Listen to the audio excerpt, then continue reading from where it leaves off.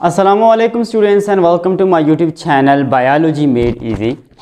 Students, आज हम electron microscope के बारे में डिस्कस करेंगे। पिछले वीडियो में हमने लाइट माइक्रोस्कोप के बारे में डिस्कस किया था। हमने ये कहा था कि लाइट माइक्रोस्कोप को इमेज फॉर्म होने के लिए लाइट यानी कि इलेक्ट्रिसिटी की ज़रूरत होती है। अगर हमारे पास लाइट नहीं होगी तो इमेज जो है वो फॉर्म नहीं होगी in the case of light microscope. आज हम डिस्कस कर रहे हैं इलेक्ट्रॉन माइक्रोस्कोप को। इलेक्ट्रॉन माइक्रोस्कोप एक ऐसा माइक्रोस्कोप होता है जिसमें इमेज को फॉर्म करने के लिए बीम ऑफ इलेक्ट्रॉन्स का इस्तेमाल किया जाता है। मतलब ये है कि जो हमारे पास लाइट माइक्रोस्कोप हुआ करता था उसके ज़रिए उसमें हम क्या इस्तेमाल करते हैं, लाइट का, इलेक्ट्रिसिटी का इस्तेमाल करते हैं। लेकिन इलेक्ट्रॉन माइक्रोस्कोप के लिए हम बीम ऑफ इलेक्ट्रॉन्स को जो है वो इस्तेमाल करते हैं to make the image of an object. एक ऑब्जेक्ट का इमेज बनाने के लिए हम बीम ऑफ इलेक्ट्रॉन्स का इस्तेमाल करते हैं। अच्छा, जो हमारे पास लाइट माइक्रोस्कोप था उसकी जो मैग्नीफिकेशन पावर थी, मैग्नीफिकेशन पावर से मतलब ये है कि ये इमेज को कितना बड़ा करके दिखा सकता है। तो लाइट माइक्रोस्कोप की जो मैग्नीफिकेशन पावर थी वो हमारे पास 1500 टाइम्स थी। मतलब ये है कि वो एक ऑब्जेक्ट को 1500 गुना ज़्यादा बड़ा करके दिखा सकता था।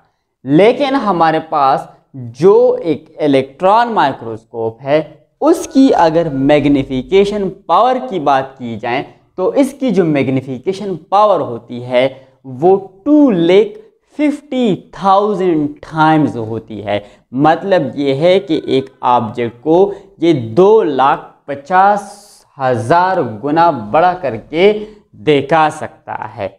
अच्छा, जो हमारे पास लाइट माइक्रोस्कोप था उसमें हम ऑप्टिक लेंसेज का इस्तेमाल करते थे।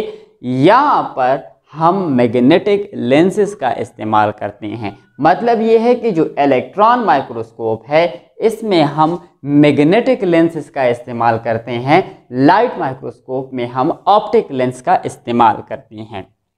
अच्छा, magnetic lens focus electron beam और फोटोग्राफिक फिल्म यानी कि या इलेक्ट्रॉन बीम पे फोकस करती हैं मैग्नेटिक लेंस, या फोटोग्राफिक फिल्म पे जो है वो फोकस करती हैं ताकि इमेज को क्या किया जाए, क्लियर किया जाए।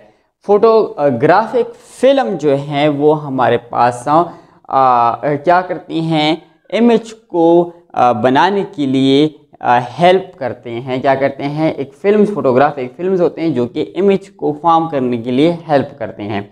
अच्छा, ये जो रिजॉल्विंग पावर है माइक्रोस्कोप की, हमारे पास जो लाइट माइक्रोस्कोप की जो रिजॉल्विंग पावर थी वो थी 0.2 माइक्रोमीटर। कितनी थी?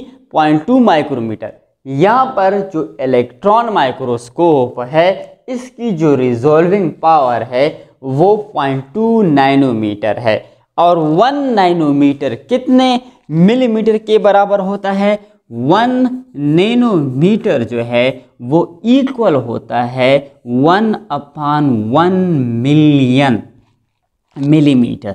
1/1 मिलियन मिलीमीटर के बराबर होता है। मतलब ये है कि इलेक्ट्रॉन माइक्रोस्कोप 0.2 नैनोमीटर तक किसी भी चीज़ को क्लियर करके दिखा सकता है, उसको जूम करके दिखा सकता है और उसकी इमेज जो है वो क्लियर दिखाई दे सकती है। तो जो हमारे पास ह्यूमन आई की जो क्या कहते हैं रिजॉल्विंग पावर होती है वो 0.1 मिलीमीटर के बराबर होती है। कितनी की होती है? 0.1 मिलीमीटर के बराबर होती है ह्यूमन आई। ह्यूमन आई जो है वो 0.1 मिलीमीटर के बराबर होती है। यानी कि अगर कोई चीज़ 0.1 मिलीमीटर की दूरी पे है तो एक ह्यूमन आई उसको देख सकती है। मगर अगर इससे इसकी कम हो यानी कि इससे ज़्यादा हो या इसके ज़्यादा करीब हो तो ह्यूमन आई जो है इस चीज़ को नहीं देख सकती। तो यहाँ तक तो हमारे पास इलेक्ट्रॉन माइक्रोस्कोप की और लाइट माइक्रोस्कोप की हमने डिफरेंशिएशन के बारे में बता दिया। अब इलेक्ट्रॉन माइक्रोस्कोप की हमारे पास दो अक़साम होती हैं, दो टाइप्सेस होती हैं। दो टाइप्सेस जो इलेक्ट्रॉन माइक्रोस्कोप की हैं वो एक है ट्रांसमिशन इलेक्ट्रॉन माइक्रोस्कोप और दूसरा है scanning electron microscope. Transmission electron microscope एक टाइप ऑफ इलेक्ट्रॉन माइक्रोस्कोप है जो हम इस्तेमाल करते हैं to study the internal cell structure, यानी कि अगर सेल का एक इंटरनल स्ट्रक्चर होता है उसको डिस्कस करने के लिए, उसको स्टडी करने के लिए हम ट्रांसमिशन इलेक्ट्रॉन माइक्रोस्कोप का इस्तेमाल करते हैं। और इसमें हम सेल को 2,50,000 2,50,000 टाइम्स इनलार्ज करके देख सकते हैं। दूसरा है scanning electron microscope. Scanning electron microscope एक ऐसा टाइप ऑफ इलेक्ट्रॉन माइक्रोस्कोप है जिसके ज़रिए हम detail of surface of the cell देखते हैं, यानी कि एक सेल की जो ऊपर सरफेस होती है उसको डिटेल के साथ स्टडी करते हैं या किसी भी अदर ऑब्जेक्ट की सरफेस को डिटेल के साथ with the help of scanning electron microscope जो है वो हम देखते हैं। यहाँ से आपसे MCQs में पूछा जा सकता है कि transmission electron microscope is used to study what cell surface of the cell और इंटरनल सेल स्ट्रक्चर। तो ट्रांसमिशन इलेक्ट्रॉन माइक्रोस्कोप जो है वो इंटरनल सेल स्ट्रक्चर के लिए क्या किया जाता है, स्टडी किया जाता है। और इसमें और MCQs भी ये आ सकते हैं कि जो इलेक्ट्रॉन माइक्रोस्कोप है उसका मैग्नीफिकेशन पावर कितना होता है, तो 2,50,000 टाइम होता है। इसके अलावा एक और MCQs जो है वो आपसे पूछा जा सकता है कि इलेक्ट्रॉन माइक्रोस्कोप में किस चीज़ का इस्तेमाल किया जाता है, तो इलेक्ट्रॉन बीम्स का इस्तेमाल किया जाता है to make the image of an object. और इसके अलावा रिजॉल्विंग पावर के बारे में भी डिस्कस किया जा सकता है कि 0.2 नैनोमीटर जो है वो आपके रिजॉल्विंग पावर होती है किस चीज़ की, इलेक्ट्रॉन माइक्रोस्कोप की। और साथ में लाइट माइक्रोस्कोप के बारे में भी पूछा जा सकता है, तो लाइट माइक्रोस्कोप की जो रिजॉल्विंग पावर होती है वो 0.2 माइक्रोमीटर होती है। कितनी होती है? 0.2 माइक्रोमीटर। 0.2 माइक्रोमीटर जो है वो आपकी लाइट माइक्रोस्कोप की रिजॉल्विंग पावर होती है।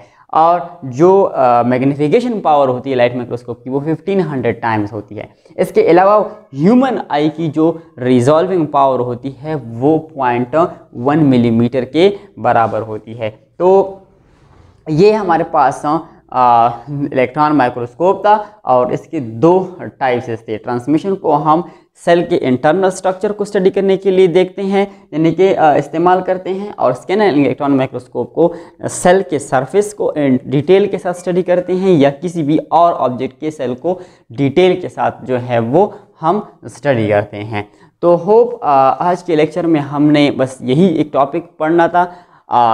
आपको अगर हमारी ये वीडियो पसंद आई हो तो प्लीज़ हमारे इस वीडियो को लाइक करें, हमारे चैनल को सब्सक्राइब करें और अपने फ्रेंड्स के साथ जो है वो इसको शेयर करें ताकि आपके लिए इस तरह के इन्फॉर्मेटिव वीडियोस जो है वो हम लाते रहें। थैंक्स, शुक्रिया। मिलते हैं एक नए लेक्चर के साथ।